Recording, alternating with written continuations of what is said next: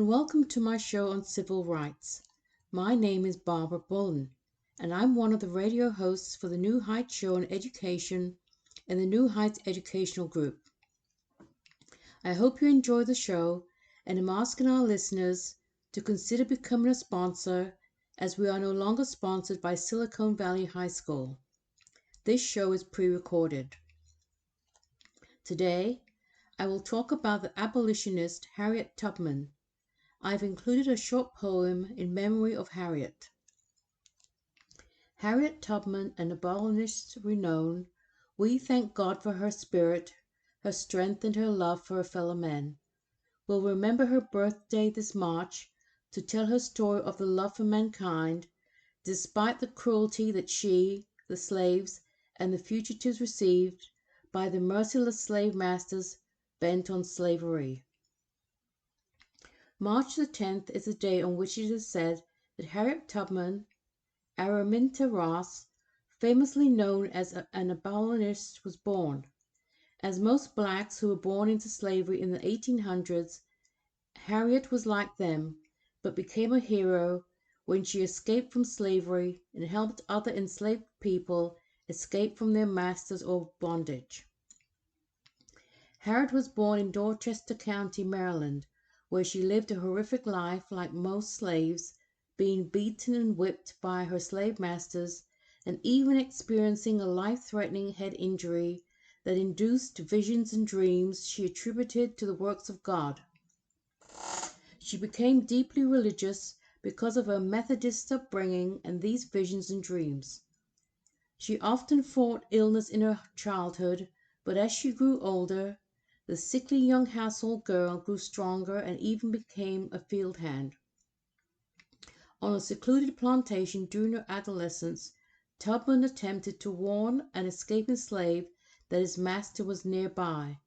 She was caught between the slave and his master when the two confronted each other. The master slung a lead weight at the escapee but hit Tubman in the head. The force of the blows broke her skull and drove a piece of her bandana into her head. The head injury would cause her to have headaches, fainting spells, and visions for the rest of her life. In 1844, she married a free black man named John Tubman. Around this time, she hired a lawyer to investigate her family's slave contracts. The lawyer found her mother should have been freed at the age of 45, meaning that some of her siblings should have been born free, and that came from www.crfusa.org. In the mid-1800s, she escaped to Philadelphia to return to help those she left behind. She helped her family to escape and led many others to their freedom. The Fugitive Slave Law of 1850 was part of the Compromise of 1850. This law required the United States government to actively assist slaveholders in recapturing freedom seekers. Under the United States Constitution, slaveholders had the right to reclaim slaves who ran away to free states. With the Fugitive Slave Law of 1850, the federal government had to assist the slaveholders. No such requirement had existed previously. That came from ohiohistorycentral.org. Harriet tried to find and help slaves in captivity escape, and this included John Tubman, who she later found out had remarried to a woman named Caroline, thereby ending her quest to find him. Frederick Douglass, an abolitionist, was also said to have worked with Tubman in helping fugitives. There is evidence to suggest that Tubman and her group stopped at the home of abolitionist and former slave Frederick Douglass. In his third autobiography, Douglass wrote, "On one occasion I had 11 fugitives at the same time under my roof, and it was necessary for them to remain with me until I could collect sufficient money to get them on to Canada. It was the largest number I ever had at any one time, and I had some difficulty in providing so many with food and shelter. The number of travelers and the time of the visit make it likely that this was Tubman's group." Douglass and Tubman admired one another greatly as they both struggled against slavery. When an early biography of Tubman was being prepared in 1868, Douglas wrote a letter to honor her. He compared his own efforts with hers, writing, "The difference between us is very marked. Most that I have done and suffered in the service of our cause has been in public, and I have received much encouragement at every step of the way. You, on the other hand, have labored in a private way. I have wrought in the day, you in the night. The midnight sky and the silent stars have been the witnesses of your devotion to freedom and of your heroism, excepting John Brown of sacred memory. I know of no one who has willingly encountered more perils and hardships to serve our enslaved people than you." That came from Wikipedia. In 11 years, Tubman helped rescue 70 slaves in what was said to have taken 13 trips that included family members. Tubman was called Moses because of her efforts to free and rescue the slaves from their slave masters and to help fugitives to escape to the north. She was devout and dedicated to God, aided by visions, premonitions, and the voice of God, which is said to sometimes be attributed to her head injury. Although a religious woman, she would not hesitate to use a gun, which she carried for her protection and the protection of the slaves, even to the point of using it on them if they ever turned back to their plantation. Despite the efforts of the slaveholders, Tubman and the fugitives she assisted were never captured. Years later, she told an audience, "I was conductor of the Underground Railroad for 8 years, and I can say what most conductors can't say. I never ran my train off the track, and I never lost a passenger." In April 1858, Tubman was introduced to the abolitionist John Brown, an insurgent who advocated the use of violence to destroy slavery in the United States. Although she never advocated violence against whites, she agreed with his course of direct action and supported his goals. Like Tubman, he spoke of being called by God and trusted the divine to protect him from the wrath of slaveholders. She meanwhile claimed to have had a prophetic vision of meeting Brown before the encounter. Thus, as he began recruiting supporters for an attack on slaveholders, Brown was joined by General Tubman, as he called her. Her knowledge of support networks and resources in the border states of Pennsylvania, Maryland, and Delaware was invaluable to Brown and his planners. Although other abolitionists like Douglas did not endorse his tactics, Brown dreamed of fighting to create a new state for freed slaves and made preparations for military action. He believed that after he began the first battle, slaves would rise up and carry out a rebellion across the slave states. He asked Tubman to gather former slaves, then living in present-day southern Ontario, who might be willing to join his fighting force, which she did. On May 8, 1858, Brown held a meeting in Chatham, Ontario, where he unveiled his plan for a raid on Harper's Ferry, Virginia. When word of the plan was leaked to the government, Brown put the scheme on hold and began raising funds for its eventual resumption. Tubman aided him in this effort and with more detailed plans for the assault. Tubman was busy during this time giving talks to abolitionist audiences and tending to her relatives. In late 1859, as Brown and his men prepared to launch the attack, Tubman could not be contacted. When the raid on Harper's Ferry took place on October 16th, Tubman was not present. Some historians believe she was in New York at the time, ill with fever related to her childhood head injury. Others propose she may have been recruiting more escaped slaves in Ontario, and Kate Clifford Lawson suggests she may have been in Maryland recruiting for Brown's raid or attempting to rescue more family members. Lawson also notes that Tubman may have begun sharing Frederick Douglass's doubts about the viability of the plan. The raid failed. Brown was convicted of treason, murder, and inciting a slave rebellion, and he was hanged on December 2nd. His actions were seen by many abolitionists as a symbol of proud resistance, carried out by a noble martyr. Tubman herself was effusive with praise. She later told a friend, "He done more in dying than 100 men would be in living." Right now, you might be struggling through your classes or even failing them. You might be worried that you may not finish high school. There might have even been a thought that you may not be smart enough. Well, the New Heights Educational Group begs to differ. We not only think you are smart enough, but with our help, you will complete your high school diploma. The New Heights Educational Group strives to improve your academic success through its tutoring services. To learn more, please visit newheightseducation.org and contact us. New Heights Educational Group, educational resources to help reach your goals. Hello, listeners. If you're enjoying the New Heights show on education and want to support or donate to our organization, please visit www.newheightseducation.org. And while you're there, check out our online store.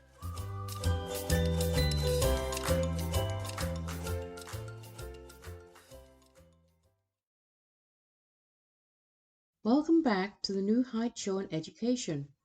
My name is Barbara Bullen, and I'm the radio host for this show.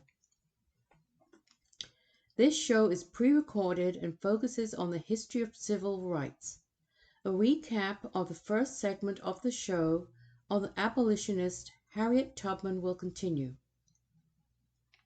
When the Civil War broke out in 1861, Tubman saw a Union victory as a key step towards the abolition of slavery. General Benjamin Butler, for instance, aided escaped slaves flooding in Fort Monroe in Virginia. Butler had declared these fugitives to be contraband, property seized by Northern forces, and put them to work, initially without pay, in the fort. Tubman hoped to offer her own expertise and skills to the Union cause too, and soon she joined a group of Boston and Philadelphia abolitionists heading to the Hilton Head district in South Carolina. She became a fixture in the camps, particularly in Port Royal, South Carolina, assisting fugitives. Tubman met with General David Hunter, a strong supporter of abolition. He declared all of the contrabands in the Port Royal district free, and began gathering former slaves for a regiment of black soldiers. U.S. President Abraham Lincoln, however, was not prepared to enforce emancipation on the Southern states and reprimanded Hunter for his actions. Tubman condemned Lincoln's response and his general unwillingness to consider ending slavery in the U.S. for both moral and practical reasons. God won't let Master Lincoln beat the South till he does the right thing, she said. Master Lincoln, he's a great man, and I'm a poor Negro. But the Negro can tell Master Lincoln how to save the money and the young men. He can do it by setting the Negro free. Suppose that was an awful big snake down there on the floor. He bite you. Folks all scared because you die. You send for a doctor to cut the bite, but the snake, he rolled up there, and while the doctor doing it, he bite you again. The doctor dug out that bite, but while the doctor doing it, the snake, he spring up and bite you again. So he keep doing it till you kill him. That's what Master Lincoln ought to know. Tubman served as a nurse in Port Royal, preparing remedies from local plants and aiding soldiers suffering from dysentery. She rendered assistance to men with smallpox. That she did not contract the disease herself started more rumors that she was blessed by God. At first she received government rations for her work, but newly freed blacks thought she was getting special treatment. To ease the tension, she gave up her right to these supplies and made money selling pies and root beer, which she made in the evenings. When Lincoln issued the Emancipation Proclamation, Tubman considered it an important step towards the goal of liberating all black people from slavery. She renewed her support for a defeat of the Confederacy, and in early 1863 she led a band of scouts through the land around Port Royal. The marshes and rivers in South Carolina were similar to those of the eastern shore of Maryland. Thus, her knowledge of covert travel and subterfuge among potential enemies was put to good use. Her group, working under the orders of Secretary of War Edwin Stanton, mapped the unfamiliar terrain and reconnoitered its inhabitants. She later worked alongside Colonel James Montgomery and provided him with key intelligence that aided in the capture of Jacksonville, Florida. Later that year, Tubman became the first woman to lead an armed assault during the Civil War. When Montgomery and his troops conducted an assault on a collection of plantations along the Combahee River, Tubman served as a key advisor and accompanied the raid. On the morning of June 2, 1863, Tubman guided 3 steamboats around Confederate mines in the waters leading to the shore. Once ashore, the Union troops set fire to the plantations, destroying infrastructure and seizing thousands of dollars worth of food and supplies. When the steamboats sounded their whistles, slaves throughout the area understood that they were being liberated. Tubman watched as slaves stampeded towards the boats. "I never saw such a sight," she said later, describing a scene of chaos with women carrying still steaming pots of rice, pigs squealing in bags slung over shoulders, and babies hanging around their parents' necks. Although their owners, armed with handguns and whips, tried to stop the mass escape, their efforts were nearly useless in the tumult. As Confederate troops raced to the scene, steamboats packed full of slaves took off towards Beaufort. More than 750 slaves were rescued in the Combahee River raid. Newspapers heralded Tubman's patriotism, sagacity, energy, and ability, and she was praised for her recruiting efforts. Most of the newly liberated men went on to join the Union Army. Tubman later worked with Colonel Robert Goldshaw at the assault of Fort Wagner, reportedly serving him his last meal. She described the battle by saying, "And then we saw the lightning, and that was the guns, and then we heard the thunder, and that was the big guns, and then we heard the rain falling, and that was the drops of blood falling, and when we came to get the crops, it was dead men that we reaped." For 2 more years, Tubman worked for the Union forces, tending to newly liberated slaves, scouting into Confederate territory, and nursing wounded soldiers in Virginia. She also made periodic trips back to Auburn to visit her family and care for her parents. The Confederacy surrendered in April 1865 after donating several more months of service. Tubman headed home to Auburn. During a train ride to New York in 1869, the conductor told her to move from a half-price section into the baggage car. She refused, showing the government-issued papers that entitled her to ride there. He cursed at her and grabbed her, but she resisted, and he summoned 2 other passengers for help. While she clutched at the railing, they muscled her away, breaking her arm in the process. They threw her into the baggage car, causing more injuries. As these events transpired, other white passengers cursed Tubman and shouted for the conductor to kick her off the train.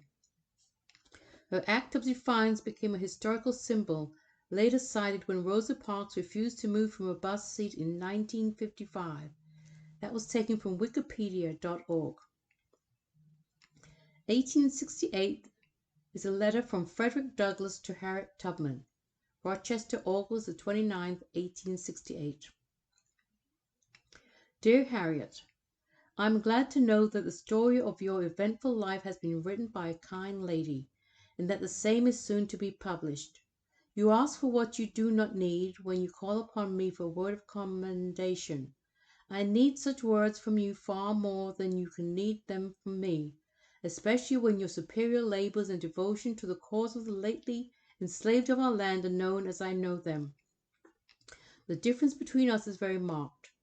Most that I have done and suffered in the service of our cause has been in public, and I have received much encouragement at every step of the way. You, on the other hand, have labored in a private way. I have wrought in the day, you in the night. I have had the applause of the crowd and the satisfaction that comes of being approved by the multitude, while the most that you've done has been witnessed by a few trembling, scared, and footsore bondmen and women, whom you have led out of the house of bondage, and whose heartfelt "God bless you" has been your only reward. The midnight sky, and the silent stars have been the witnesses of your devotion to freedom and of your heroism. Excepting John Brown, of sacred memory, I know of no one who has willingly encountered more perils and hardships to serve our enslaved people than you have. Much that you have done would seem improbable to those who do know as I know you. It is to me a great pleasure and a great privilege to bear testimony for your character and your works, and to say to those to whom you may come that I regard you in every way truthful and trustworthy. Your friend, Frederick Douglass. Black Pass B, 2019, October the 14th, 1868. Letter from Frederick Douglass to Harriet Tubman. blackpass.org. www.blackpass.org. African American History. Letter from Frederick Douglass to Harriet Tubman. And here's a quote. Harriet Tubman, your legacy and dream continues until the day when slavery is abolished throughout the world. This comes to the conclusion of the show. Thank you for listening. You can reach me by email, barbara.b@newheightseducation.org. Be sure to join me every Sunday at radio.newheightseducation.org as I discuss the history of civil rights.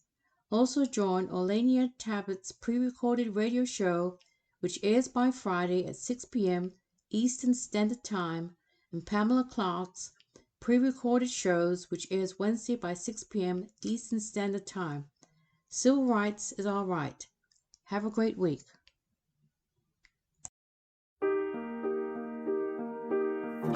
We hope you enjoyed today's show. Don't forget to rate us and follow us on your podcast player. Check out our show page, radio.newheightseducation.org, for monthly announcements and other happenings.